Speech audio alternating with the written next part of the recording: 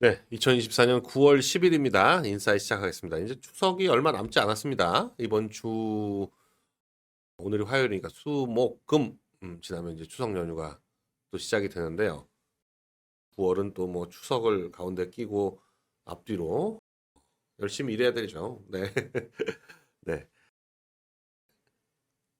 미국 대선 이제 두 달도 안 남았는데 해리스가 그 컨벤션 효과를 타고 한참 상승하는 듯 하다가 상승세가 약화되고 또 트럼프는 다시 이 지지층이 결집하고 뭐 이런 양상이어서 초접전 양상이다. 초접전 양상. 1964년 대선 이후에 전례가 없을 정도로 초접전이다라고 얘기를 하고 있습니다.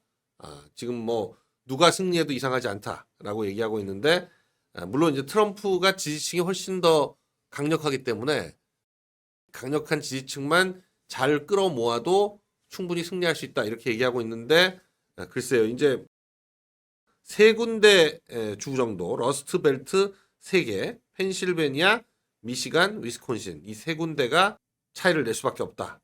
뭐 이렇게 보여집니다. 미국 전역으로 놓고 봐도 48대 47 도널드 트럼프가 48 뉴욕타임즈에서 한 조사입니다.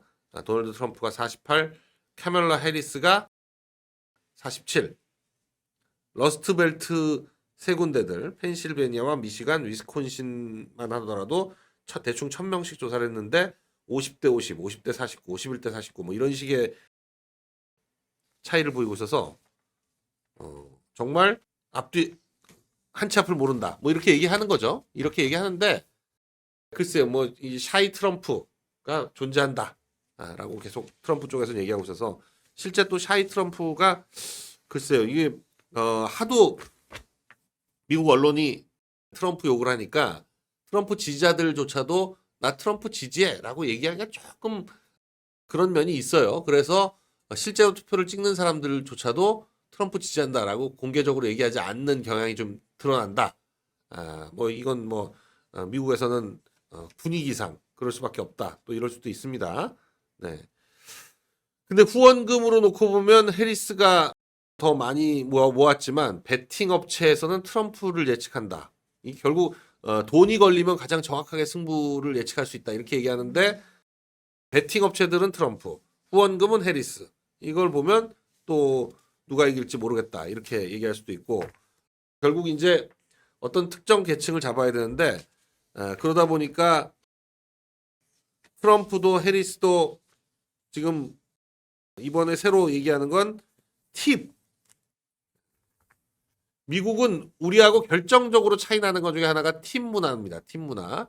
그러니까 특히나 식당에서 일하는 식당에서 서빙을 하는 사람들, 서빙하는 사람들 같은 경우에 사실 기본급은 굉장히 적고 팁을 받아가지고 팁을 뭐 뉴욕 같은 데는 요즘은 뭐 20% 이상 주는 게 당연한 거가 돼서 15%만 좀 주고 나오면 굉장히 눈총 받는다라고 할 정도로 20에서 25%까지 25%를 줘도 그렇게 많이 주는 게 아닙니다. 그럴 정도로 팁 문화가 이 외국인들이 볼 때는 너무 이거 팁 때문에 물가가 너무 상승한다 이런 느낌이 들 정도로 팁 문화가 뭐 강한데 택시를 타도 팁을 주고 모든 서비스를 받으면 팁을 주는 게 당연한 것처럼 그렇게 돼 있는 거죠. 근데 이게 또 구조적으로 어떻게 이걸 바꿀 수가 없는 게 팁이 이 기본급이 어느 정도 있는데 거기에 추가되는 수입이 아니라 요식업 종사자들 같은 경우에는 팁이 아예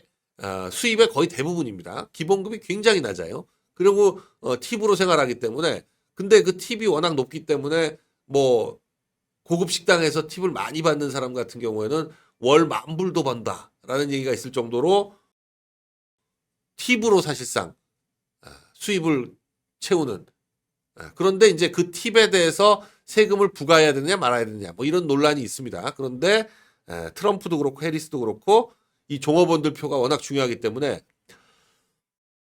사실 팁에 대해서 세금을 부과하려면 부과할 수 있지만 좀 애매한 것이 사람마다 주는 퍼센티지가 워낙 다르기 때문에 뭐 15% 주는 사람도 있고 25% 주는 사람도 있고 많게 주면 3, 40% 주는 사람들도 있기 때문에 이 팁을 도대체 얼마를 받았냐 이걸 추적하기도 쉽지 않고 그래서 그 팁에 대해서는 계속 면세를 유지해야 된다. 이게 트럼프도 해리스도 얘기하고 있는 겁니다. 그래서 특히나 라스베가스처럼 팁으로 살아가는 도시다라고 할 정도로 팁을 받는 노동자들 수가 많은 네바다주 이런 데서는 팁에 대해서 세금을 부과할 거냐 말 거냐에 굉장히 민감하다. 그런데 지금 그 네바다가 이번 트럼프 해리스 경쟁에서 상당히 중요한 역할을 하고 있는 그런 상황입니다. 둘 다 해리스와 트럼프가 대선 후보 지지율이 48대 48로 계속 꾸준히 비슷하게 나오고 있어서 이번 선거가 가장 치열하다. 뭐 이렇게 지금 얘기하고 있는 것 같아요. 자, 북한이 보내는 풍선들이 지금 계속 날아오고 있는데 이제는 이 풍선 때문에 화재가 난다. 특히 지붕 같은데 취약한 지붕 같은데 떨어졌을 때 이 기폭장치 같은 것들이 달려 있어서 그게 거기서 이제 그 불꽃이 튀거나 해가지고 화재를 일으킨다. 공장 같은데 떨어졌을 때 화재가 날 가능성이 높다. 뭐 이렇게 알려져 있습니다. 그래서 지금 화재가 난 곳이 벌써 뭐 여러 곳이 있어요. 이게 원인이 북한이 보낸 풍선 때문이다라고 얘기하고 있는데 파주 같은 곳에서 화재가 많이 난다. 창고에서도 나고 공장에서도 났다. 이렇게 얘기되고 있습니다. 참 이 북한이 5월 28일부터 17차례에 걸쳐서 쓰레기 풍선을 보냈는데 최근 들어서는 9월 4일부터 어제까지 닷새 연속으로 쓰레기 풍선을 보내왔습니다. 이게 사실 이 풍선들이 처음엔 쓰레기지만 여차하면 기폭장치, 또 여차하면 폭탄, 뭐 소규모 폭탄이라고 하더라도 뭐 민간에는 충분히 불안감과 공포를 심어줄 수 있죠. 그러니까 더군다나 또 이를테면 뭐 화생방과 관련해서 화학물이나 또 생물학적 무기 이런 것들을 실어 보내면 굉장히 또 위험할 수 있다. 그런 차원에서 우려를 하지 않을 수가 없죠. 그래서 이 쓰레기 풍선이지만 수거할 때 화생방적 차원에서 지금 체크를 하고 수거하는 걸로 그렇게 매뉴얼이 돼 있는 것 같아요. 자, 어제 국회에서는 한덕수 총리가 뭐 거의 원맨쇼를 하다시피 해서 재미를 줬습니다. 일단 서영교 의원과 이 정말 서울 가본 사람하고 안 가본 사람이 싸우면 서울 안 가본 사람이 이긴다는 거하고 비슷하게 무식한 사람과 정말 합리적이고 유식은 당연하고 합리적으로 설득하려는 사람이 붙었을 때 무식한 사람, 목소리 큰 사람이 이길 수밖에 없다는 걸 보여주는 대표적인 상황이 어제 서영교와 한덕수 총리의 대정부질이었다. 서영교가 뭐 경제에 대해서 뭘 한다고 경제와 관련해서 뭐 한덕수 총리는 뭐 자타가 공인하는 대한민국 경제를 정말 한 4, 50년 동안 책임져 온 대표적인 인물이죠. 그런데 대한민국 경제를 정말 바닥부터 현재까지 샅샅이 알고 있는 한덕수 총리 앞에서 서영교가 뭐 우리나라 경제 성장률이 몇 프로냐, 작년 한 해가 어떠냐, 뭐 또 하면서 떠들어대는 걸 보면 그리고 한국만 경제가 나락으로 갔다. 이런 소리를 하니까 무슨 소리를 하는 거냐? 어느 통계를 보고 하는 얘기냐? 전 세계 경제 성장률이 2.6%까지 가고 있었다. 근데 이게 작년 얘기하는 거고 올해는 그렇지가 않습니다. 이런 얘기를 하고 있어서 그냥 무식하게 우겨대면 할 말이 없다라는 건데 다른 걸 다 떠나서 그 반일반이라는 민주당 사람들에게 이 기사를 하나 말씀드리고 싶어요. 한국의 경제 지표가 저도 이제 다시 한번 여러분께 상기시켜드리기 위해서 이 기사를 가져왔는데 한 달쯤 된 기사입니다. 근데 일단 1인당 국민 총소득 GNI라는 거, 그러니까 GDP 1인당 GDP가 잘 그걸 반영을 못한다. 국민 이 개개인들이 느끼는 실생활을 잘 반영 못하는 거 아니냐. 그래가지고 요즘은 이제 국민 총생산보다 국민 총소득 GNI라는 개념으로 접근을 많이 하는데 이 1인당 GNI로 놓고 봤을 때 작년에 우리나라가 36,194달러로 일본보다 약 400달러 많았습니다. 그러니까 1인당 국민 총소득이 처음으로 일본을 제쳤다. 그리고 일본은 사실 5만 달러 넘었던 적도 있습니다. 근데 30년 동안 불황을 겪으면서 꾸준히 떨어져 가지고 지금은 이제 3만 달러대 중반을 뭐 최근엔 계속 하고 있는데, 그러니까 일본 입장에서는 잘 나갈 때에 비하면 거의 30% 40%가 빠진 거죠. 예, 그런데 어찌됐건 순 소득 1인당 국민 총소득에서 일본을 앞섰다. 이거는 뭐 일본도 인정하는 수치입니다. 우리뿐만이 아니라 일본도 인정하고 있는 수치이기 때문에 객관적인 수치다라는 걸 말씀드리고, 순자산, 가구당 순자산. 그러니까 우리가 일본 가서 일본 사람들을 보면 우리보다 못 사는 것 같은 느낌이 든다라는 느낌을 받으실 정도로 가구당 순자산 이런 것도 우리보다 못하다라는 거죠. 2022년부터 이미 가구당 순자산이 일본을 앞질렀습니다. 우리는 한 가구당 순자산이 18만 6,100달러인데 일본보다 3,500달러를 앞선 거예요. 그러니까 소득뿐만 아니라 자산도 일본을 앞섰다. 그러니까 일본은 국가는 부자지만 개인은 가난하다라는 말을 많이 하죠.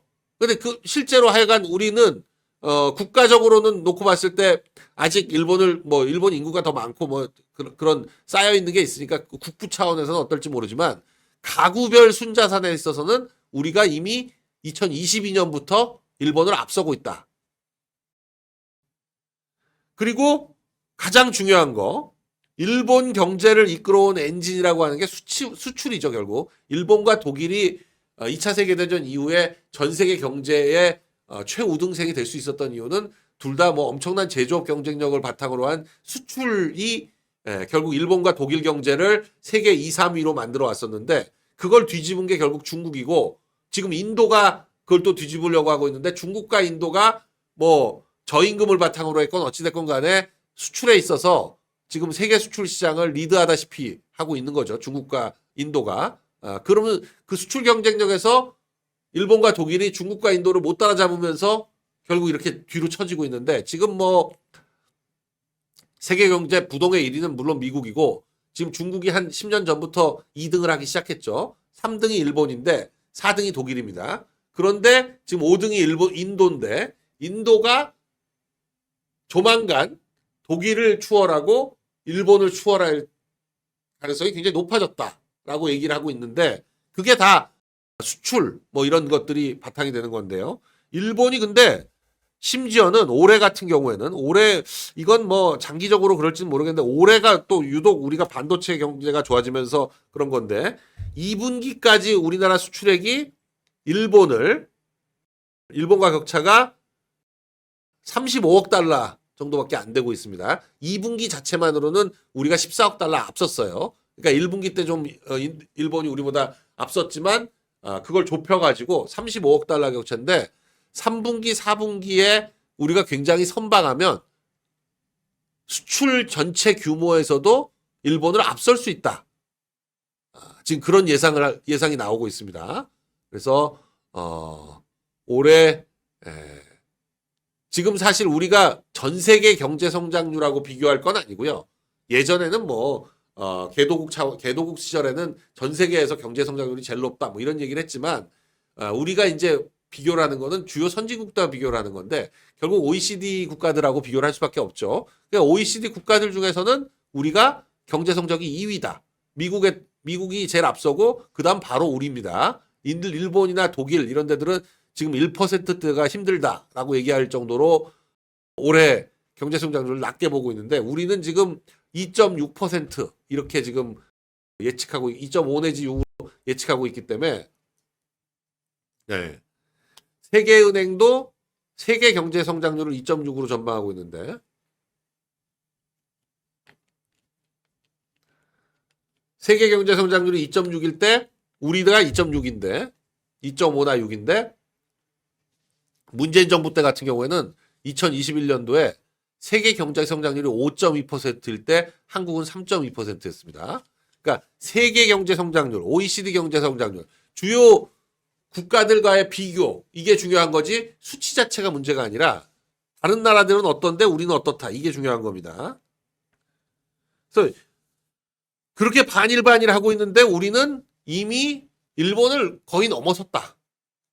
그리고 우리 20, 30대들의 어떤 대국가적인 자존심 내지 자존감 내지는 어떤 가서 실제로 보는, 아니 올 한 해 동안 지금 2,500만 가까이가 일본을 방문하게 됩니다. 지금 올 상반기에 이미 1,200만을 넘어섰고 7, 8월에만도 400만을 넘어서서 8월까지 일본 방문객 수가 1,600만을 넘어섰어요. 이런 추세로 가면 2,500만 가까이 될 텐데 한 해에 국민의 반이 일본을 방문하는 지금 상황에서 무슨 반일 아무리 떠들어봤자 국민들한테 먹히질 않는다. 네. 자, 어제 제일 재밌었던 건 역시 박지원과 한덕수 현역 최고령 국무위원인 한덕수 총리 75세입니다. 만 75세인 한덕수 국무총리와 만 82세인가요? 84세인가요? 82세인 박지원. 두 분이 설전을 벌였는데 코미디였습니다. 서로 그야말로 직접 방송을 보신 분들은 더 재밌었을 텐데 아주 거의 윤 대통령 나 좀 갖다 쓰라고 그러라고 얘기하라고 그러고. 네. 만담이었어, 만담. 네. 김대중 정부 시절 박지원은 청와대 비서실장, 한덕수 총리는 경제수석을 했었을 정도이기 때문에 벌써 22년 전, 23년 전에 호흡을 맞췄던 그런 사이라서 웃겼습니다. 네. 응급실 뺑뺑이 거론을 했더니 의료 뺑뺑이는 10년 전부터 있었다. 그 순하던 한덕수 총리가 대통령이 싸우라고 하니까 국회의원들 질문에 저돌적으로 반항을 하고 있다. 제발 옛날에 한덕수로 돌아가라 그랬더니 저 안 변했습니다. 네. 응급실에 대해서 굉장히 이제 지금 논란이 많은데 또 응급실에 근무하는 걸 응급실 부역이라고 해가면서 그러고 있습니다. 문제는 이제 증원을 완전 백지화해라. 이미 2025년은 증원 규모가 결정이 돼 있는데 그리고 이제 벌써 수시가 시작이 돼가지고 학생들은 공부를 하고 있는데 4,500명으로 생각하고 그거마저 백지화해라. 아니면 여야정 협의체에도 못 들어간다. 이미 야당도 이걸 해결을 해야 된다라고 해서 협의체에 들어오기로 했는데도 불구하고 의료계에서는 못 들어간다. 그러고 있습니다. 그러다 보니까 오히려 이제 의사들 너무하는 거 아니냐. 그렇게까지 강경하게 해야 되느냐. 숫자를 어느 정도 조정하는 선에서 마무리를 지을 생각을 해야지 무조건 백지화, 정부 보고 다 손들어라. 이렇게 하는 게 과연 바람직하냐. 근데 의대 정원 확대한다 그러니까 의대 들어가려고 더 난리가 났어요.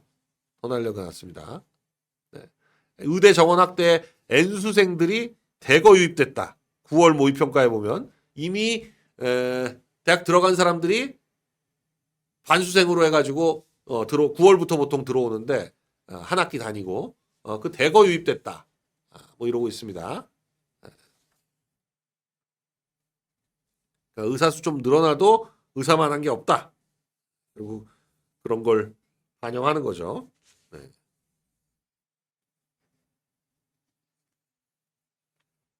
근데 이건 미국도 마찬가지예요. 미국은 특히나 백인들은 공대 진짜 안 갑니다. 그래서 MIT니 MIT니 버클리니 스탠포드니 3대 공대가 있는데 미국뿐만 아니라 세계적으로 가장 유명한 공대죠. MIT, 버클리, 스탠포드, 캘텍 이런 데들이 이제 공대로는 가장 유명한 곳인데 거기 가보면 백인들은 거의 없어요. 다 중국, 인도, 한국계. 중국, 인도, 한국계. 괜히 구글 뭐 순다 파차이 뭐 이런 사람들이 CEO가 되는 게 아니라 워낙에 이 공학계에 진작부터 벌써 몇십 년 전부터 백인들은 공대에 거의 가질 않으니까 순 중국, 일본, 아니 중국, 인도, 일본은 또 없습니다. 중국, 인도, 한국계들이 워낙 그 가장 좋은 공대들, 세계 최고의 공대들을 장악하고 있다시피 하니까 거기서 뭐 인물이 배치될 수밖에 없죠. 그러다 보니까 이 빅테크를 그런 사람들이 이끌어 가는 건데 백인들은 그럼 뭐 하냐? 다 의대 아니면 법대예요. 메디컬 스쿨 아니면 로스쿨입니다. 아니면 뭐 MBA 조금 가는 사람들도 있지만 MBA 해서 뭐 금융계 이쪽으로 가는데 금융계를 돌다 보면 또 이런 어떤 빅테크 기업의 CEO 이런 거 되긴 쉽지 않죠. 금융계는 역시 금융계로 해가지고 캐피탈 뭐 이런 데들 벤처 캐피탈이니 무슨 뭐 아니면 사모펀드니 뭐 이런 데들을 주로 돌지 그 사람들은 또 이쪽 빅테크 쪽으로 오진 않으니까 결국 이런 공돌이 소위 말하는 이런 것들은 백인들은 안 한다. 의대, 법대 아니면 금융계. 사실 그렇습니다. 산업공상이죠. 산업공상이 아니라 법상의공인데 그러니까 이거 자녀들 전공을 뭘 시키면 좋겠다라든지 뭐 이런 것들에 대해서 생각을 할 때 그냥 이렇게 생각하시면 될 것 같아요. 그러니까 제가 뭐 살면서 느낀 것도 그렇고 뭐 이런 걸 해가지고 좀 말씀을 드리자면 이런 거예요. 주요 전공이라고 할 수 있는 게 법상의공입니다. 이게 돈 벌어들이는 전공들인데, 그러니까 문과에서는 법대하고 상대죠. 상대라고 말하면 좀 옛날 말이긴 하지만 경영학과, 경제학과를 포함시키는 말이라고 생각하시면 될 것 같아요. 법대하고 상대가 문과에서는 돈 벌어들이는 전공, 돈 버는 전공이고 나머지 전공들은 뭐 돈하고는 관계없는 전공이니까 그건 뭐랄까요? 어쩔 수 없이 가는 거죠. 적성에 맞춰서 적당한 성적에 맞춰서 가는 건데 그러니까 뭐 그렇게까지 얘기하면 좀 너무 심하다라고 생각하실 수 있지만 하여간 어찌됐거나 법대 아니면 상대인 거예요. 문과 전공은. 이과 전공은 의대 아니면 공대예요. 의사 아니면 공대. 그러니까 뭐 자연계도 있죠. 자연계 뭐 자연과학 뭐 이런 것도 있는데 그것도 결국 이 어플라이드가 돼야지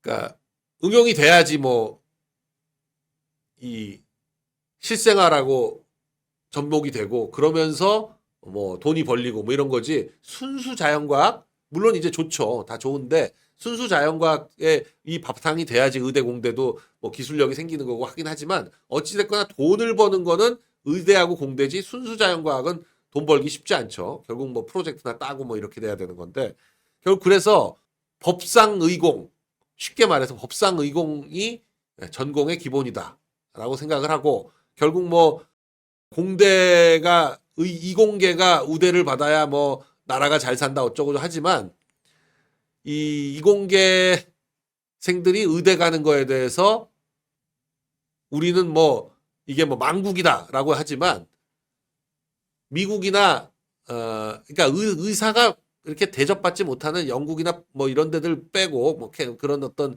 사회주의적 의료하는 데 빼놓고는 이게 의사가 좋은 직업인 거는 뭐 변함이 없습니다. 특히나 미국은 의사는 이 자녀를 뒀을 때 의사 자녀를 뒀느냐 안 뒀느냐 이게 부모들 사이에서는 완전히 다른 거거든요. 차원이. 미국에서도 뭐 의대 다닌다. 그러면 부모님이 굉장히 노력을 많이 하셨다. 당연히 그렇게 평가를 해요. 그럴 정도로 네. 미국 의사 중에 흑인 의사의 비율이 약 5.7%밖에 되지 않는다. 미국 인구의 12%가 흑인인 점에 비춰 비율이 너무 낮다. 저런 얘기가 나오는데 백인은 63.9%, 아시아계는 20.6%, 히스패닉은 6.9%. 그러니까 히스패닉은 한 13, 14%인데 히스패닉도 낮죠. 히스패닉도 낮아요. 그러니까 아시안들이 그만큼 의사를 많이 가는 겁니다. 백인도 백인이지만. 저걸 뭐 인종차별 때문이다. 네. 근데 뭐 백인 아닌 사람들 입학시키지 않은 거, 컬러들을 다 입학 안 시킨 건 한참 된 얘기인데, 아시안들은 짧은 기간 내에 확 늘어났는데, 그러면 NBA 농구는 다 흑인인데 이것도 인종차별이냐? NFL NFL도 흑인이 80%인데 백인들이 그렇게 풋볼 많이 하는데도 불구하고 결국 선수급은 다 흑인인데, 자, 하여간 뭐 입시는 국민과 약속이다. 의대 정원 바뀌면 학부모들이 줄 소송 낼 거다. 벌써 이제 이런 얘기가 나오고 있습니다. 네. 윤 대통령은 추석 때 비상 응급 주간을 운영하겠다. 그러면서 건강보험 수가도 대폭 인상한다. 추석에 문 여는 병원들이 2배가 늘었다. 파격적으로 지원을 하니까. 건강보험 수가를 파격적으로 지원하겠다고 하니까 추석 때 문 열겠다. 연휴 첫날 문 여는 병원이 2만 7천 개다. 네.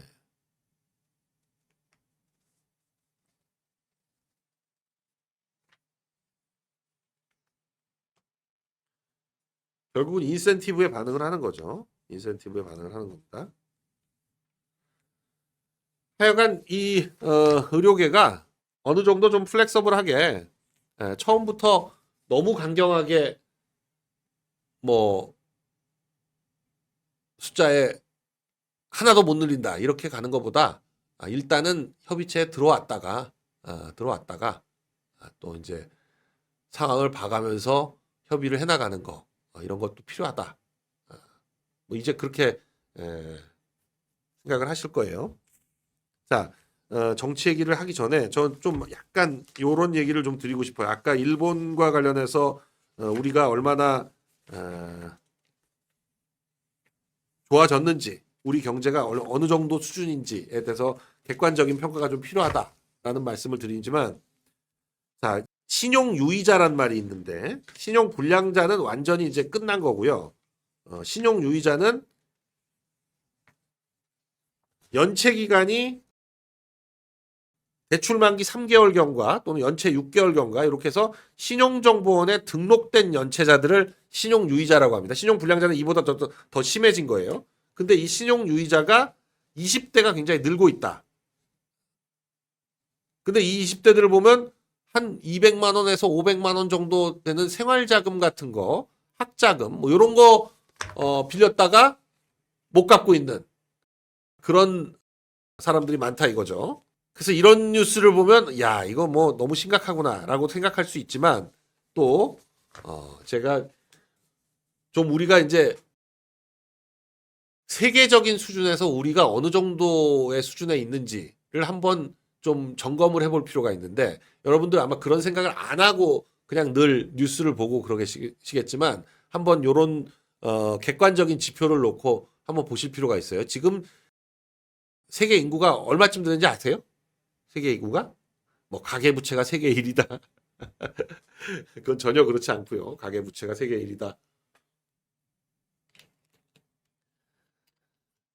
지금 세계 인구 70억 넘는다. 지금 80억 정도입니다. 80억 정도. 80억 정도. 그러니까 80억의 세계 인구 중에서 우리가 어느 정도 위치에 있는지를 한번 좀 점검해 볼 필요가 있어요. 우리가 80억 세계 인구 중에서 상위 몇 억 정도에 들어가겠습니까? 네? 80억 세계 인구 중에서 상위 몇 억 정도에 들어가는지, 뭐 81억일 수도 있어요. 그러나 대충 80억 넘는다. 왜냐하면 뭐 중국, 인도 이런 데는 숫자가 의미가 없으니까, 그리고 사하라 남부 쪽 아프리카도 숫자가 별로 통계가 별 의미가 없으니까 대충 지금 80억이라는데 컨센서스가 있는 겁니다. 전 세계적으로 80억 인구다 이렇게 했는데 80억 중에 대한민국 국민들은 도대체 몇 퍼센트 정도 안에 들어가겠는가? 한번 여러분들 뉴진스 14순위 감사합니다. 네. 일하세요? 아니 수가 확 올려준다니까 일을 하시는 건가? 아니면 원래 일하실 생각이었나? 네. 상위 5억 안에 든다. 뭐 대충 그렇게들 다 생각을 하시네요. 10억 안에는 들어간다. 상위 2억 명, 상위 2% 안에 들어간다. 상위 1% 안에 들어간다. 네, 인도가 중국 인구보다 많습니다. 네. 그러니까 좋아요 많이 부탁드리고요. 자, 이 좀 더 객관적인 자료를 한번 보시면, 자, 세계 경제를 1단계, 2단계, 3단계, 4단계로 나눠서 1단계 수준인 나라들을 뭐 구체적인 국가 이름을 뭐 얘기하진 않겠습니다. 근데 1단계라면 세계 최빈국 수준이에요. 이 수준은 어느 정도냐면 하루에 벌어들인 돈이 1달러입니다. 그러니까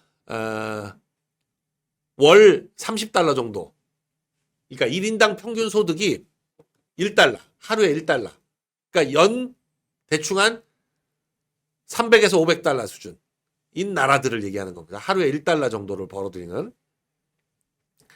1달러를 벌어들이는 수준에서 물은 되게 한 1시간 거리에 있는 데 가가지고 퍼와야 돼요. 양동이로 퍼옵니다. 플라스틱 양동이로. 자녀가 5명인데 5명의 자녀가 걸어서 1시간 거리에 있는 진흙 구덩이에 가가지고 물을 퍼옵니다. 그러니까 사하라 남부 아프리카 쪽이 되게 이런 수준인데, 그러니까 사하라 남부 아프리카에 봉사활동이나 선교활동 가시는 분들 보면 봉사활동 가서 뭐 했냐? 5시간 걸어가가지고 차 타고 2시간 가고 그 다음부터 5시간 걸어가서 모기장 2개, 많이 짊어질 수도 없고 모기장 2채를 짊어지고 가가지고 거기 마을에 모기장 2개를 쳐주고, 그리고 다시 5시간 걸어서 2시간 차 타고 돌아왔다, 숙소로. 뭐 이런 거를 일주일 동안 봉사활동으로 모기장 14채 전해주고 왔다, 이거거든요. 그러니까 모기장을 전해주거나, 왜냐면 모기가 뭐 대부분의 질병들을 옮기니까 모기장을 전해주거나, 아니면 우물 파기해주는, 우물 파기해주는 데가 또 많죠. 왜냐면 깨끗한 물이 없어서 거의 대부분의 수인성 전염병에 걸리고 그렇기 때문에 깨끗한 물이 일단 기본적으로 생존에 있어서 제일 중요하니까.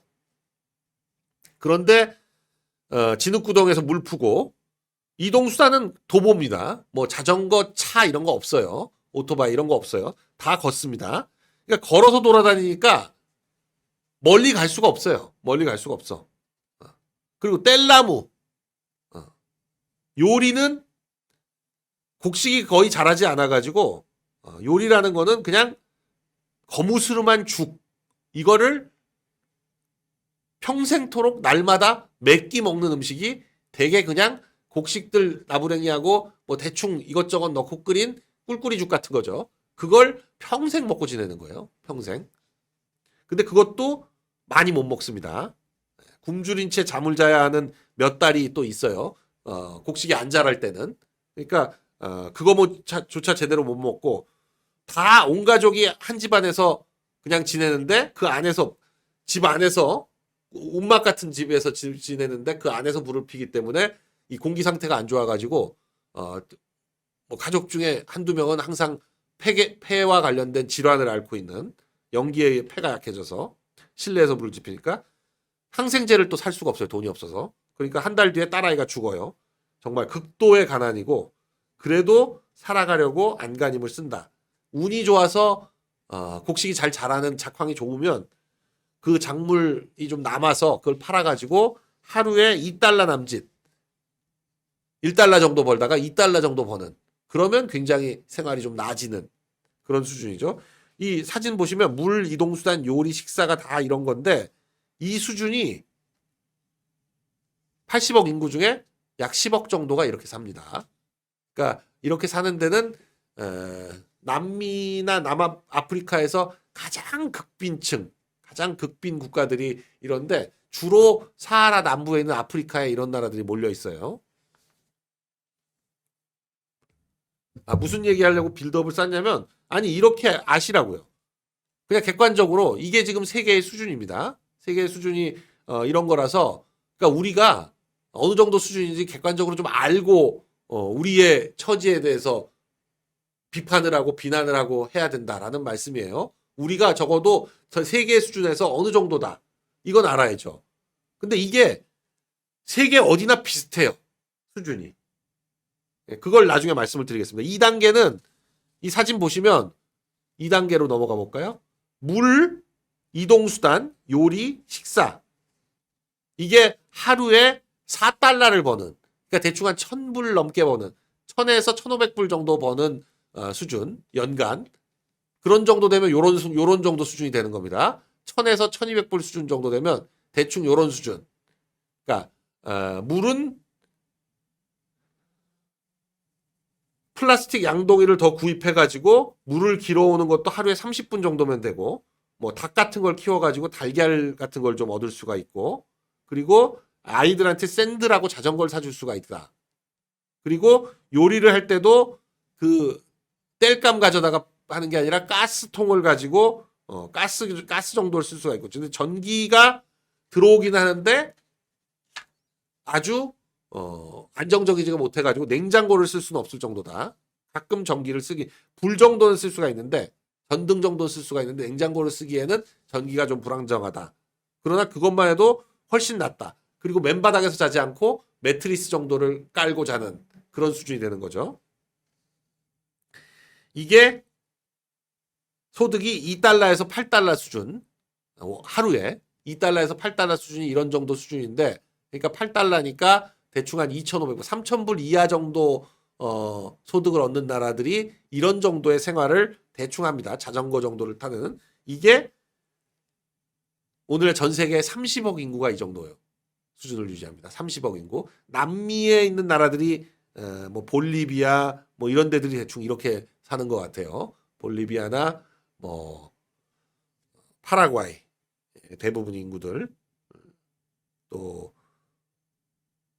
이 아프가니스탄, 파키스탄 뭐 이런 나라들, 부탄 뭐 이런 나라들, 그리고 북한도 이 정도 수준이죠. 북한도 이 정도 수준이고, 또 아프리카에서 조금 나은 수준의 나라들이 이런 정도 수준이고요. 약 3년. 인도에서도 거의 대부분, 인도 14억, 15억 인구 중에서 한 10억 인구가 이 정도 수준에서 살고 있죠. 네, 일단 수도가 나오고 하루에 8달러에서 32달러 정도를 버는, 하루에 버는 돈이 8달러에서 32달러 정도를 버는 게 되면, 그러니까 만불 이하죠. 만불 이하가 되고 3,000불에서 만불 사이를 벌면 일단 수도를 전부 설치하고 전기도 안정적으로 공급해서 냉장고를 쓸 수가 있고, 그렇게 되면 이제 음식을 보관하고 상한 음식 먹게 되거나 그런 일이 줄어들죠. 그리고 날마다 요리를 좀 다르게 할 수가 있고, 이동수단도 오토바이, 자동차가 아니고 오토바이를 살 수 있어서 상당히 멀리까지 출퇴근할 수 있게 되고, 그리고 교육비를 치료비로 쓰고, 요리를 할 때 가스를 쓰고, 뭐 이렇게 되는 겁니다. 그리고 고등학교를 만일에 졸업할 수가 있게 되면 부모가 경험한 적 없는 높은 급여를 받는 일을 할 수가 있게 된다. 이게 취직을 한다. 자녀가 하나 취직을 한다. 그러면 온 가족이 해변가 같은 데 나가가지고 즐길 수 있는 그런 수준 정도 되는 거죠. 우리가 대충 한 70년대, 80년대 이런 정도 경험을 했던 것 같아요. 이게 만불 이하, 지금 만불 이하의 수준 국가들인데, 이 국가가 전 세계에 약 20억 정도 됩니다. 그러면 4단계는 싱크대, 자가용, 그리고 여러 4구 이상의 이 가스 레인지, 그리고 식사도 굉장히 다양하게 만불 이상 되면, 만불 이상의 소득 수준을 가지면 뭐 부유한 소비자가 된다. 그리고 비행기를 타본 경험이 있고, 교육은 보통 12년 이상 받고요. 그래서 집에서 온수하고 냉수를 언제든지 쓸 수가 있다. 냉온수가 나오는 집이죠. 네. 그런데 이 정도 수준인 게 우리나라에서 과연 얼마나 될까? 냉온수가 집에서 다 나오고, 비행기도 한 번씩 타보고, 뭐 이런 정도. 근데 여기서 보면 이 책을 읽는 사람이라면 4단계 삶이라는 게 뭔지를 다 안다. 4단계 삶은 따로 설명할 필요가 없다. 이런 고소득층의 삶을 사는 사람은 다른 3단계 삶의 사람들이 어떤 수준인지 잘 이해를 못한다. 이게 지금 얼마 정도 되냐? 오늘날 약 10억 인구가 이 정도 수준으로 살고 있다는 거예요. 그러면 우리나라 사람들의 거의 대부분은 4단계의 삶을 살고 있고 제가 볼 때 한 500만 정도가 아마 3단계 정도 수준을 살고 있을 것 같은데 그러면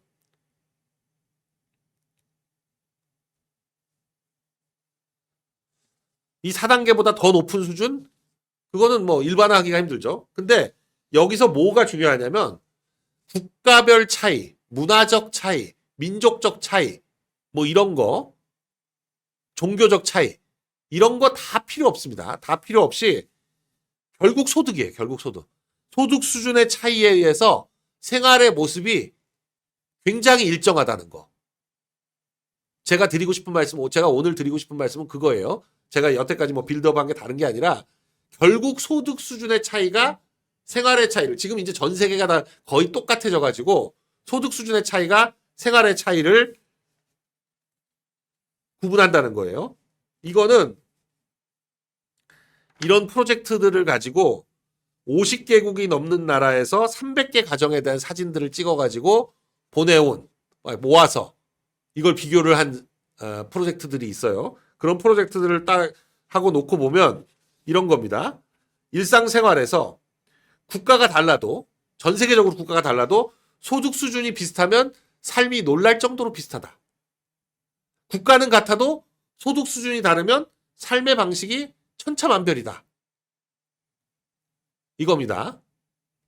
그러니까 같은 국가 내에서도 소득 수준에 따라서 삶의 모습이 굉장히 달라진다라는 거예요.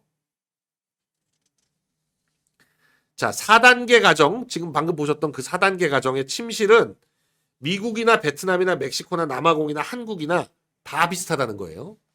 지금 보시면 전 세계에서 일일 소득이 32달러 이상인 가정의 전형적인 침실 한번 보시면 제가 오늘 얘기 드리고 싶은 건 그거예요. 결국 소득 수준이 국가나 민족이나 뭐 문화나 종교나 이런 모든 차이를 다 극복하고 비슷하다는 겁니다. 32달러 이상, 그러니까 10,000불 이상인 가정은 1인당 소득이 10,000불 이상인 가정은 지금 보시면 멕시코나 중국이나 우크라이나나 스웨덴이나 남아공이나 요르단이나 한국이나 파키스탄이나 베트남이나 네팔이나 케냐나 이집트나 지금 이 사진을 놓고 사진 보시면서 이게 어느 나라 침실인지 구분하실 수 있는 분 있어요?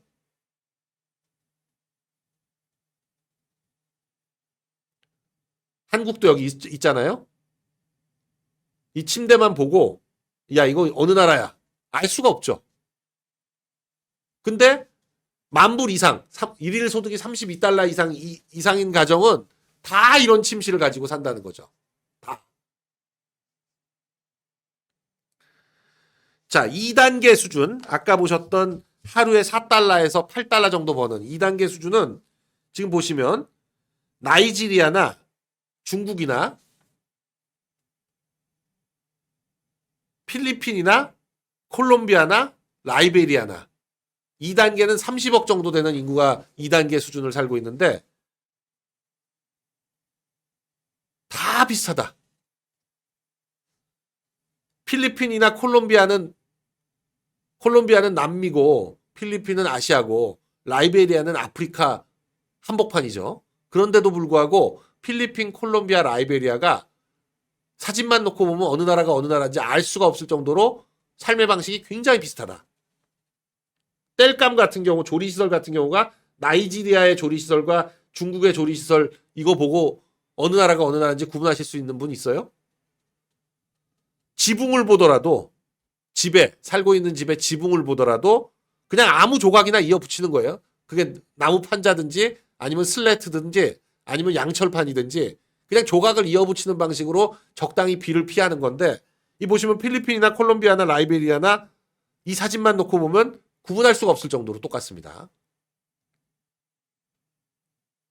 화장실 2단계 수준에 사는 사람들의 화장실은 인도네시아나 베트남이나 페루나 다 구멍 뚫어놓고 밑에 땅 파서 만들어 놓은 화장실이에요. 그 위에 철버덕 앉아가지고 보는 화장실이고 냄새 엄청나게 지독하고 파리가 윙윙대지만 벽은 있다. 우리가 옛날에 이제 90년대, 2000년대 초반에 중국 가면 심지어는 이것도 벽도 없는데 화장실 만들어 놓은 데도 많다. 조금만 시골로 내려가면, 그러니까 대도시들 말고 조금만 시골로 내려가면 아직도 중서부 쪽 중국 가면 이런 화장실들이 있다 그래요. 인도는 뭐 굉장히 많고요. 이게.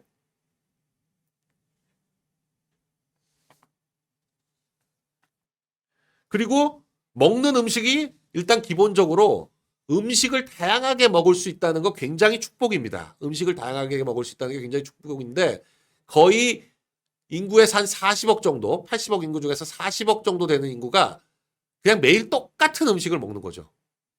매일 똑같은 음식을 먹어요. 매일 똑같은 음식을 먹는다는 건 어떤 의미냐면 가축들을 생각하시면 돼요. 가축들.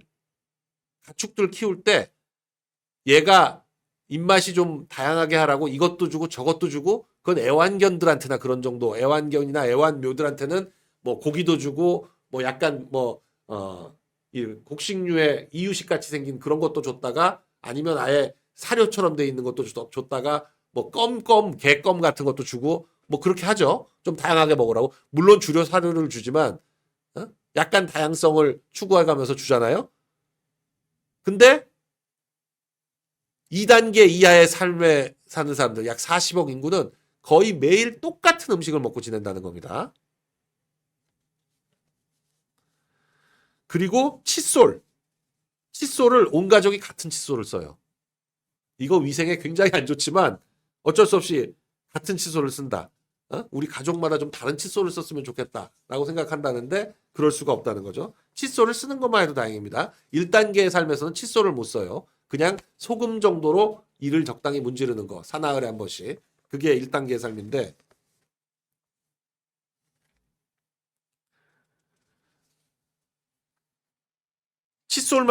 칫솔만 비교하더라도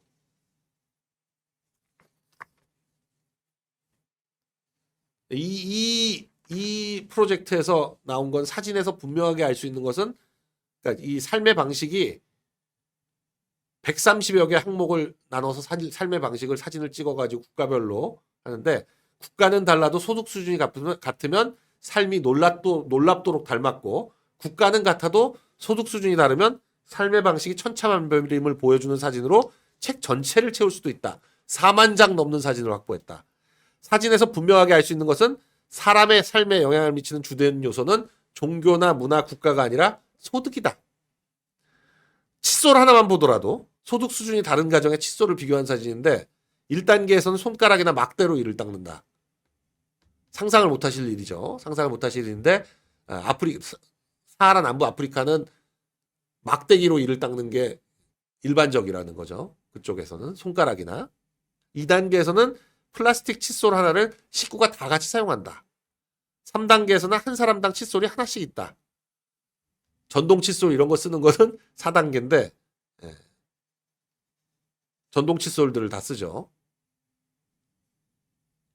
요즘 나오는 전동 칫솔은 정말 좋긴 한 것 같아요.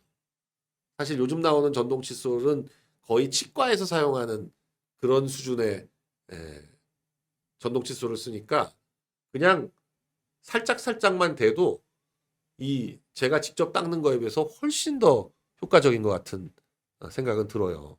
네. 너무 길다고요?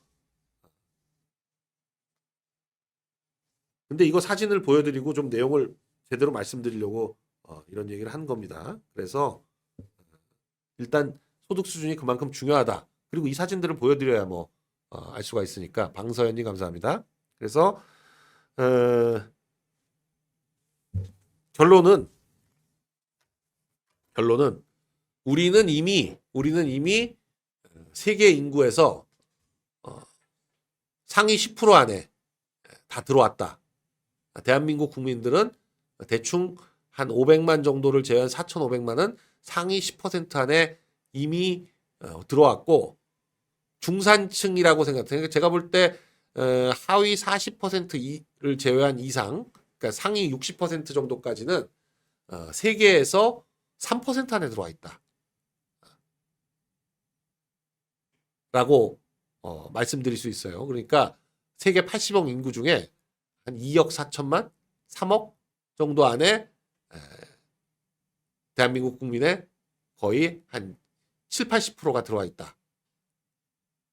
이렇게 말씀드릴 수 있습니다. 6, 70%, 70%가 들어와 있다. 그렇게 말씀드릴 수 있고, 뭐 굉장히 돈 많은 사람이 많다라고 얘기하지만 실제로 그렇지 않다. 그러니까 지금 이런 자료를 보시면 우리가 지금 한국이 어느 정도 수준에 와 있고 얼마나 다행인지, 결국 지구상에서 누군가를 만나요. 갑자기 어느 나라 사람인지도 모르고 누군지도 모르는 그냥 새로운 인물을 만나. 근데 의사소통이 대부분 안 되겠지만 된다고 쳤을 때 딱 두 가지를 물어보면 이 사람이 어떤 사람인지 바로 알 수 있습니다. 뭐겠습니까? 딱 두 가지를 물어보면 이 사람이 어느 나라, 어떤 사람이고 어떤 삶을 대충 살아왔을지를 짐작할 수 있어요.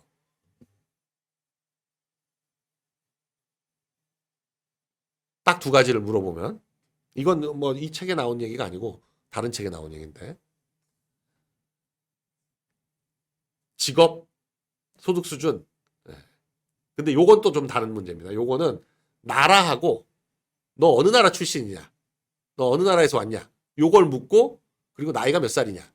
그러니까 전혀 모르니까, 이 사람이 전혀 모르니까, 물론 이제 직업, 그 다음에 직업까지 가면 이제 훨씬 더 다양해지는 건데, 일단 이 나이도 모른다고 쳤을 때 나이와 어느 나라 사람인지를 알면 이 사람이 대충 어떤 생활을 해왔을지를 짐작할 수 있는 거죠.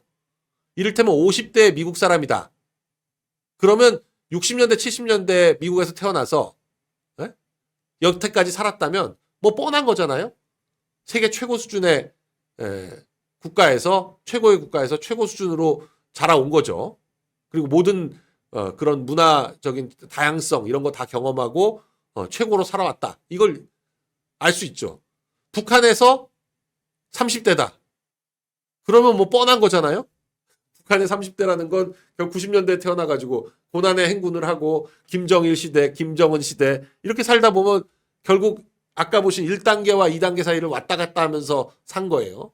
평양에서 사는 일부를 빼놓고 대부분의 2천만 이상 되는 2천 몇백만 되는 북한 주민들은 대부분 1단계, 2단계 사이를 왔다 갔다 하면서 살고 있거든요. 온리윤님 감사합니다.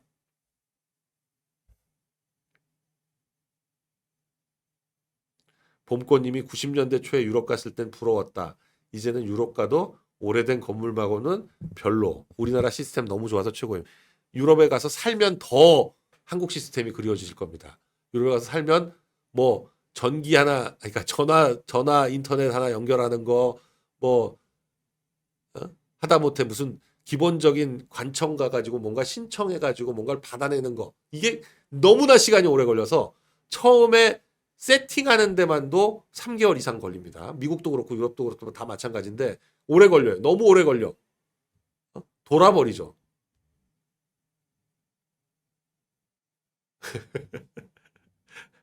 스페인 중에서 그나마 소득 수준이 제일 높은 게 바르셀로나인데 바르셀로나만 가더라도 그 시내에 있는 그 오래된 집들이 뭐 대개 한 100년에서 150년 사이 그 바르셀로나가 이 도시계획을 해가지고 만든 게 1800년대 후반이니까 그때의 도시계획을 그대로 지키고 있거든요. 그때 그 층수 뭐 이런 것들 고층 건물은 거의 없죠.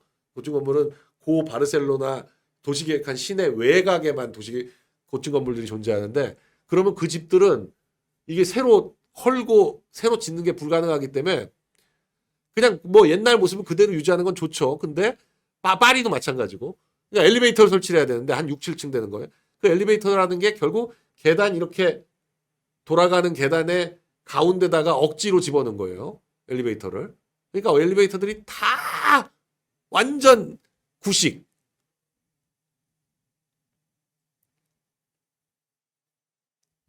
네.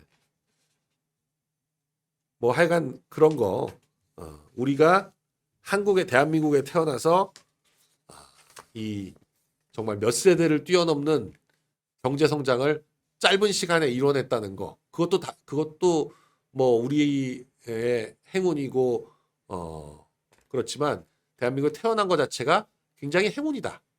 사실 조금만 핀트를 벗어나가지고 한 50km만 북쪽에서 태어났으면 지금 그냥 노예 생활을 하는 거죠.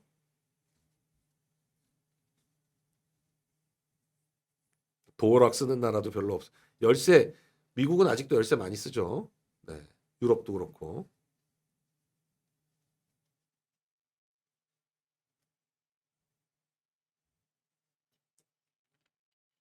그 밖에서 보기에 멋있는 문화유산급 집들 에어비앤비로 한번 들어가서 보시면 한번 며칠만 살아보시면 도저히 못 삽니다. 낡고 춥고 뭐 소위 말하는 우풍, 외풍이 막 그냥 술술 들어오고.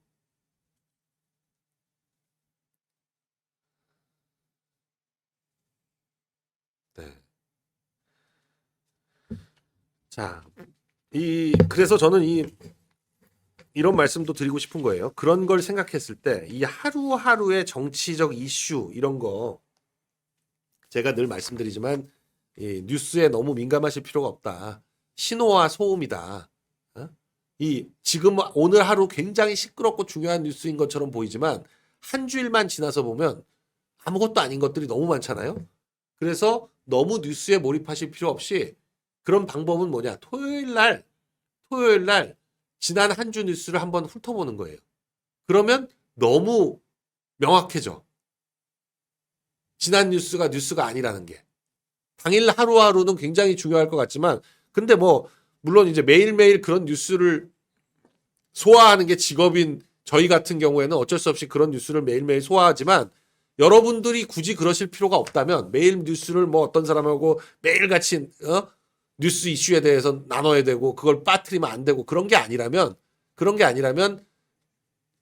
뉴스라고 하는 거에 너무 민감하실 필요가 없다. 물론 사람은 이 두려움과 공포와 또 그리고 미래에 대한 불안 이런 것 때문에 새로운 소식을 알고자 하는 욕구가 굉장히 강하죠. 그게 새로운 걸 모르면 삶에서 뒤처질 가능성이 높으니까 새로운 걸 알고자 하는 욕구가 강하지만 요즘 같은 시대에는 너무 시끄럽고 그러니까 사실상 어떤 시그널과 노이즈가 있다면 노이즈에 가까운 것들이 대부분이고 시그널은 얼마 없다. 근데 시그널을 노이즈 중에서 어떻게 구분해낼 거냐라는 방법으로 추천드리고 싶은 건 결국 뉴스를 너무 빨리 보지 마시고 한 일주일 단위로만 보시면 일간 뉴스 아니면 정말 네이버에 매일 뜨고 있는 그런 뉴스 거기에 너무 민감하실 필요가 없다. 거의 대부분은 알 필요가 없는 것들이로 꽉 차 있다. 이런 거죠. 물론 삶이 그런 것들이 다 모여서 삶이 되는 거니까 그거 아는 게 뭐 나쁠 게 뭐 있냐. 뭐 연예인들 그 잡다한 누가 누구랑 사귀었다 깨졌네 뭐 이런 것들이 뭐 그게 뉴스냐라고 생각할 수도 있지만 또 그런 것들이 얘기거리고 그런 것도 모르면 또 뒤처지고 내 커뮤니티에선 그런 게 중요하다라고 하시면 또 할 수 없죠. 이런 거죠. 이강인이 부산과 오세와 파리 데이트를 했다. 뭐 이런 거. 이게 어제는 굉장히 중요한 뉴스였는데 제가 말을 말아야죠. 이건. 왜냐면 저는 이강인은 잘 모르지만 저 반대편 쪽을 잘 알기 때문에 괜히 얘기했다가는 또 혼납니다. 네. 세상 돌아가는 분위기 정도는 알아야죠. 그러니까 한 주일 후에 보셔도 된다. 라는 겁니다. 자, 문재인 수사에 대해서 민주당이 대응을 나섰는데 글쎄요. 뭐 이게 그렇게 되니까 증언도 이 행정관이 전부 거부하고 이러고 있습니다. 전 청와대 특감반장이었는데 특감반장이라는 건 이 친인척들이 뭔가 비리를 저지르지 말라고 하는 게 특감반장인데 이 친구는 태국 가가지고 오히려 도와줬어요. 이주도 다 돕고 그리고 돈 받는 거 다 알고 그 돈 막 전해주고 온갖 짓을 다 해가지고 라일라 케인님 감사합니다. 네, 온리윤님 감사합니다. 이러고 있으니까 본인이 피의자가 언제 될지 몰라서 자기는 진술 못하겠다. 그리고는 이 공판전 증인신문 절차에서 거의 대부분의 진술을 거부했다는 거죠. 근데 질문하는 거를 보더라도 검찰이 이 특감반장 신 씨라고 하나요? 이 사람에 대해서 어떤 생각을 하고 있는지를 알 수 있다. 질문을 70여 개를 했으니까 그 질문 내용을 보면 뭐 아는 거죠. 네. 자, 김건희 최상병 특검법이 또 뭐 법사위에서 단독 처리가 됐는데 지금 뭐 대통령이 할 수 있는 건 거부권밖에 없으니까 국회에서는 뭐 맥을 못 추니까요. 근데 너무 웃긴 건 제2의 논두렁 시계 사건이다라고 하는데 논두렁 시계라는 게 이 사람들은 아마 존재하지 않았다. 논두렁도 존재하지 않고 시계도 존재하지 않았는데 검찰이 만들어낸 거다. 이렇게 생각을 하고 제2의 논두렁, 제2의 논두렁 이러는 것 같은데 우리는 다 알죠. 우리는 이인규 전 대검 중수부장의 책도 보고 했기 때문에 논두렁 시계라는 게 논두렁에다가 직접 던졌는지 어쨌는지는 노무현 주장이니까 알 수가 없지만 시계가 존재했다는 건 너무나 알고 있죠. 피아제 시계를 박연차가 권양숙을 통해서 전달을 했다. 라는 걸 너무나 정확하게 알고 있는데 이 책에 정말 페이지까지 펼쳐가면서 어떤 내용이 있는지 이 책은 정말 이 노무현 사건 수사 기록을 그대로 참조해서 썼기 때문에 아주 정확하게 내용이 나옵니다. 그래서 이 책을 보거나 우리가 알고 있는 노무현이라는 사람에 대해서 좀 객관적으로 생각하는 사람은 뇌물 사건으로 수사받다가 자살한 거죠. 뇌물 사건으로 수사받다 자살한. 그리고 본인은 진짜 아내가 받았는지 어쨌는지를 몰랐을 수 있지만 어찌됐거나 결과적으로 그게 아내가 받았건 본인이 받았건 같은 거죠. 그러니까 그런 어떤 너무 쪽팔리고 그래가지고 어쨌는지 했는지 몰라도 하여간 권재은님 감사합니다. 자살한 사람인데 근데 그게 제2의 논두렁 시계 사건, 제2의 논두렁 시계 사건 그러면 또 너무 뇌물 사건으로 자살하라는 얘기를 의미하는 건지 아니면 그게 검찰이 지어냈다는 걸 의미하는 건지 우리는 오히려 헷갈려요. 여러분들은 다들 제2의 논두렁 시계 사건 그러면 오히려 문재인 보고 노무현처럼 자살하라는 얘기인가? 그렇게 생각이 드시지 않아요?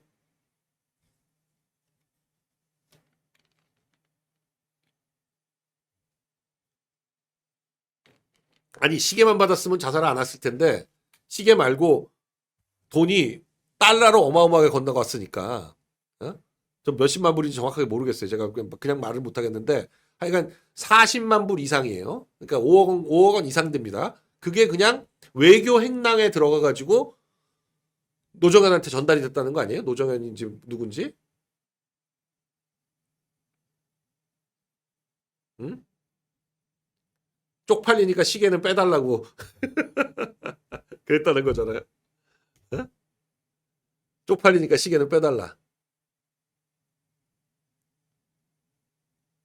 결국 냉정하게 보면 쪽팔려서 죽은 거예요. 사실 쪽팔리지. 세상 깨끗한 척 다 했는데. 문재인도 마찬가지죠. 세상 깨끗한 척 다 하다가 지금 저 돈 나오고 이제 구체적으로 액수 나오고 흘러간 거 나오고 뭐 이상직과의 관계 나오고 이상직이 결국 다 불 거 아니에요. 그러면 결국 어떻게 되는 거야? 그럼 문재인이 죽어줘야 된다는 거 아니에요? 논두렁시계 하는 거는? 그래야 민주당이 산다. 협박하는 거야?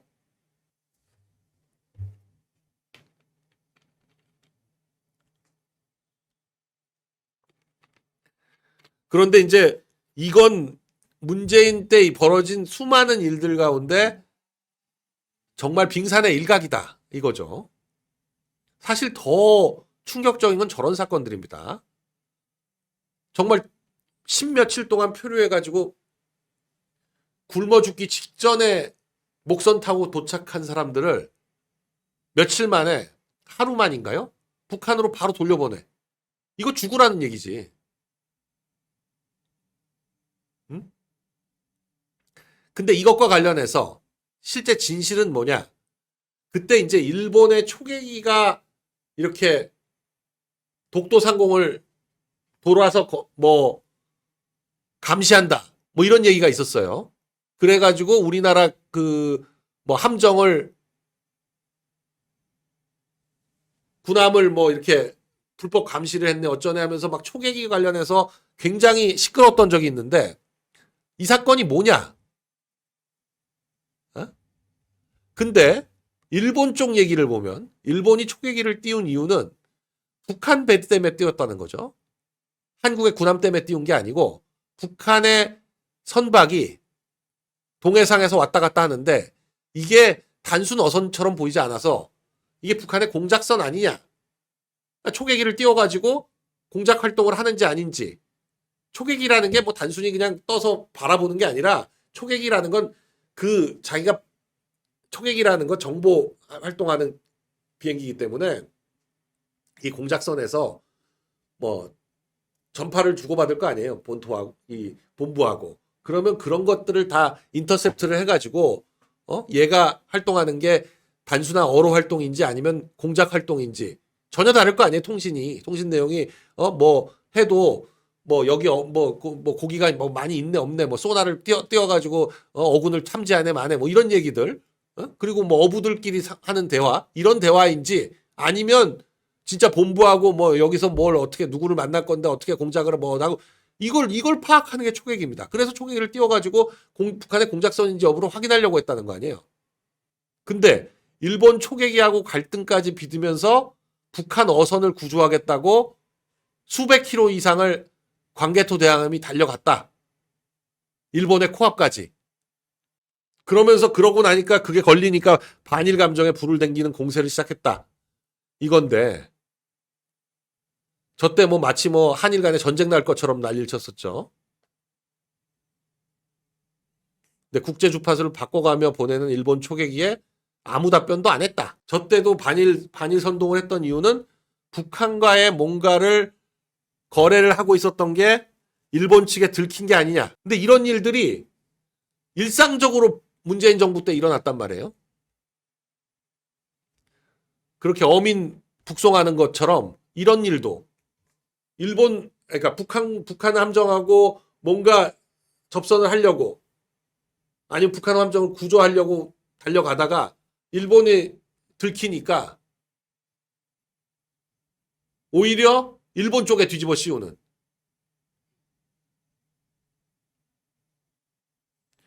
그리고 뭐 다들 아시겠지만 이 노무현 정권, 문재인 정권 때는 시중에 있는 마약이 다 북한산 마약이 장악했다. 아니 도대체 북한산 마약이 무슨 루트로 어떻게 들어오는 겁니까? 상식적으로는 북한산 마약이라고 하면 그게 중국을 거쳐가지고 뭐 어디 제3국을 통해가지고 중국에서 우리나라로 바로 들어올 수 있을지도 모르지만 어디 제3국을 통해가지고 이렇게 들어온다. 그러면 북한산 마약의 경쟁력이 없어지죠. 그렇게 운송 루트가 길어지면. 근데 북한산 마약이 시중을 장악했던 이유는 싸고 품질이 좋아서인데 품질이 좋을 수밖에 없죠. 국가 차원에서 만드는 마약이니까 얼마나 잘 만들겠어요. 어디 숨어서 만드는 것도 아니고 공개적으로 공장에서 만들어대니. 근데 그걸 뭐 여러 루트를 통해 가지고 들어오면 운송 비용 뭐 이런 어떤 위험 수당 뭐 이런 게 붙어 가지고 싸질 수가 없습니다. 근데 그게 그렇게 싸게 공급될 수 있었다? 북한과 직거래한 거 아닌가 하는 그런 의심이 들어요.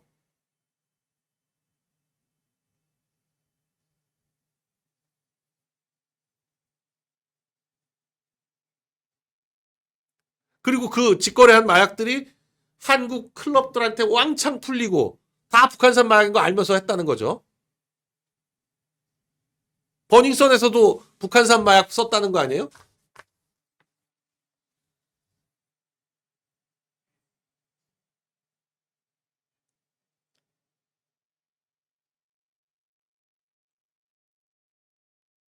근데도 그 마약을 강력하게 하려고 하니까 뭐 5배밖에 안 늘었다. 이딴 소리나 하고 있고. 그러니까 태양광만큼이나 마약도 태양광은 중국과의 거래를 위해서 한 건가 싶고 마약은 마약에 대해서 관대하게 문재인 정권 5년 동안은 뭐 마약 싸움 제대로 단속한 적이 없잖아요. 그 마약 사범에 대해서 관대하게 한 것도 이건 북한과의 거래를 위한 거 아니냐.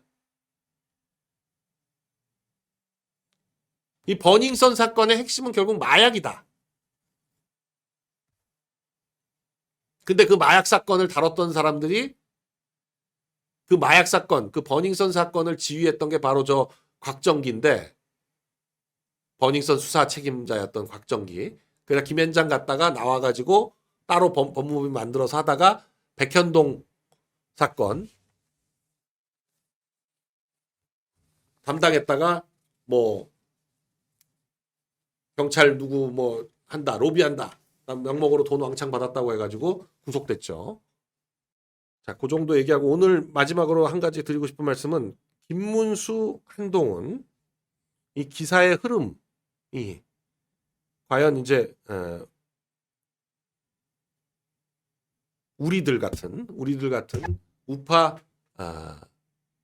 핵심이다라고 하는 우파의 주도 계층, 그러니까 중도층이 아니죠. 우파 언론의 주도 계층이다라고 하는 분들한테 어떻게 이게 보여질 거냐. 김문수 장관 같은 경우에는 뭐 일본 국적 발언 이거 가지고 야당에 그냥 뭐 조리돌림을 당하고 있는데도 꿋꿋하게 지금 버티고 있는 거죠. 야당이 반발하니까 반발하면서 상임위에서 퇴장시켜라. 퇴장하니까 여당 의원들도 전부 다 같이 퇴장해서 환노위가 그냥 그러고 나니까 그냥 야당끼리 모여가지고 자기들끼리만 뭐 법안 처리했다 뭐 이러는데,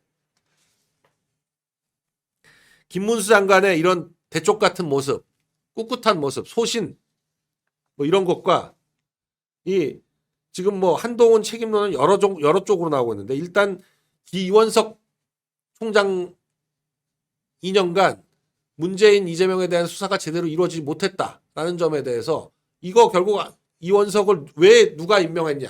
한동훈이 졸라서 윤 대통령은 실제로 시키고 싶을 생각 별로 없었는데 억지로 뭐 하라고 해가지고 했다 이거잖아요. 그러고 나서는 이원석이 2년간 한 거는 결국 문재인 지키기밖에 없었다. 결국 이재명도 지킨 거 아니냐. 뭐 이런 얘기들도 있고요. 뭐 이건 이제 뭐 이제 와서 보니 그런 것 같다라는 심평이나 뭐 이런 여러 사람들이 얘기를 꺼내고 있는데, 뭐 김성회 전 대통령실 종교다문화 비서관, 강신업 변호사 이런 사람들이 지금 이런 얘기들 하고 있는데, 이건 뭐 저희는 진작부터 이런 얘기를 했었죠. 이원석, 한동훈 이 둘이 너무 이상하다. 이 쌍라이트가 도대체 문재인 사건을 막고 있는 거 아니냐.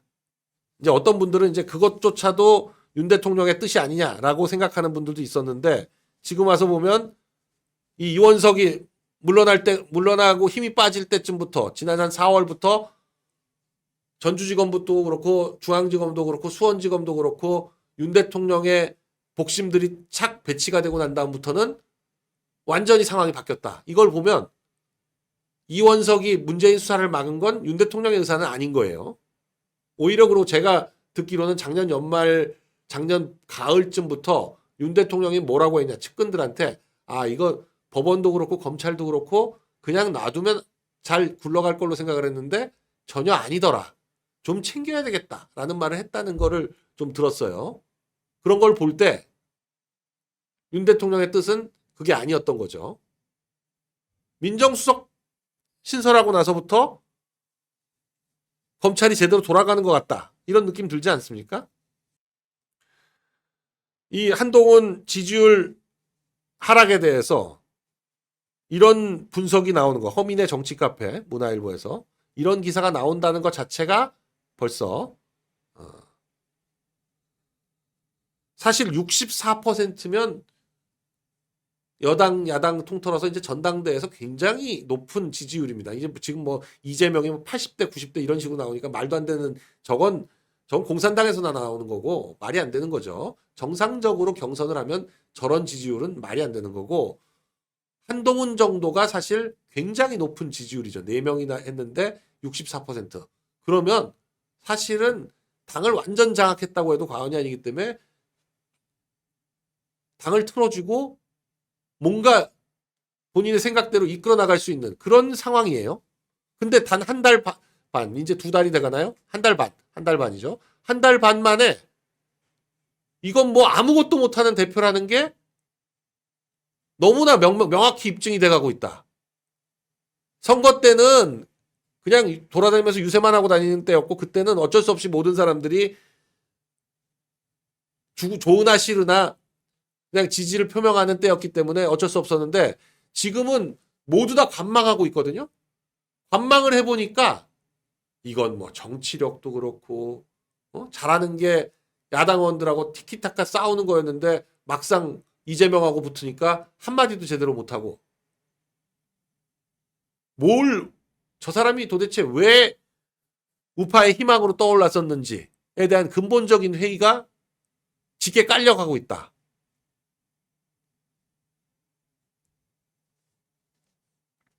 몇 마디 했던 것들도 다 어디서 표절한 거, 좋은 말들은 쏙쏙 빼다가 떠먹기만 하고, 뭐 서서 죽겠다 이런 표현도 저거는 외국 사람이 쓴 표현이 아닌데 했더니만 아니나 다를까 저 장해찬 했던 말이다. 뭐 이런 얘기가 어제도 나오고. 물론 이제 성공하면 그런 표절이 아무 문제가 안 됩니다. 참 그런 연설문 표절하는 거에 대표적인 사람은 마틴 루터 킹 목사예요. 마틴 루터 킹 목사의 대표적인 연설이 I have a dream인데 그것조차도 표절이라는 거죠. 나머지는 그냥 뭐 온갖 좋은 말들 다 가져다가 이 말 저 말 갖다 쓴 걸로 유명한데, 근데 뭐 이 영웅의 최후가 워낙 드라마틱하니까 마틴 루터 킹은 지금 뭐 미국에서 휴일 아닙니까? 마틴 루터 킹 데이가 휴일입니다. 공식 휴일. 예.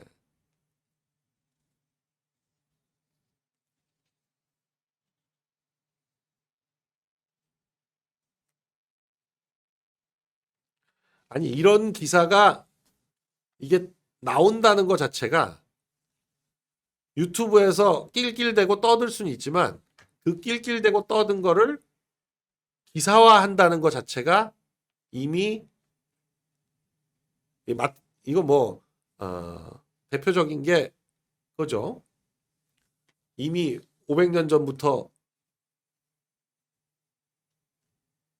더 프린스 군주론의 마키아벨리는 군주, 이게 프린스라고 얘기했는데 그 프린스는 이제 이런 겁니다. 그 이태리에서는 당시에 뭐 수십 개, 뭐 많게는 수백 개까지 이제 도시국가들이 쫙 있었기 때문에 이 도시국가의 영주들은 킹이 아니에요. 킹이 아닙니다. 끼케야 프린스 아니면 듀크, 뭐 이게 공작들이 이거죠. 공작 아니면 백장령, 공장령 아니면 프린스 뭐 이런 정도. 그래서 군주론이지만 제목이 더 프린스예요. 마키아벨리의 책 이름이. 근데 거기에서도 지도자는 공포나 위험의 대상이 돼야지 조롱거리가 되면 안 된다라는 게 나오죠. 근데 지금 이제 그런 걸 알기 때문에 얘네들이 그런 방식을 쓰는 건데, 이렇게 그냥 조롱하는 거. 조롱이 사실 제일 확산도 잘 되고 넓게 퍼지거든요. 조롱거리가 되면 무슨 얘기를 해도 안 먹히는 겁니다. 근데 이제 조롱과 분석이 동시에 나오는 게, 조롱과 이 모범생 컴플렉스, 뭐 중도 위반 심상치 않다, 중도는 존재하지 않는다, 뭐 이런 것들, 그리고 본인이 무오류다, 자기 결정권이 부존재하다. 그러니까 정치인으로서 함량 미달이다라는 얘기를 아주 다양하게 분석을 해놨어요.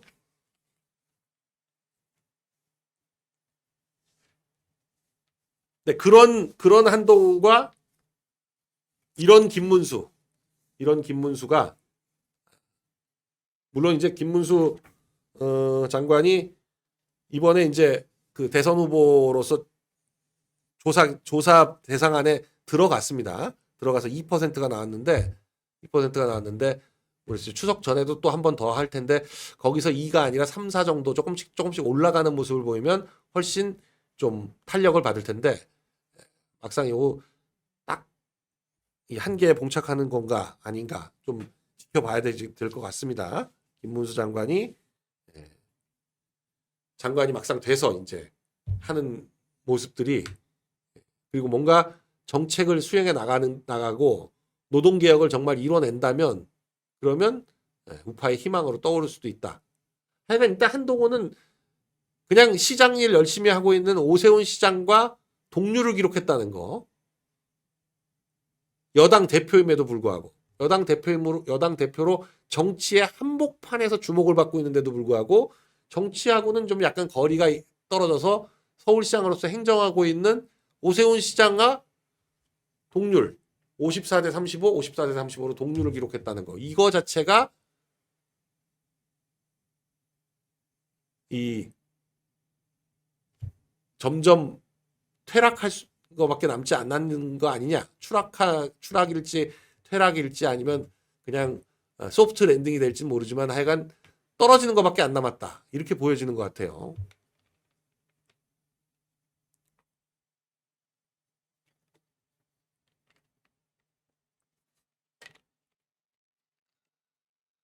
네, 좋아요 더 부탁드리고요. 네.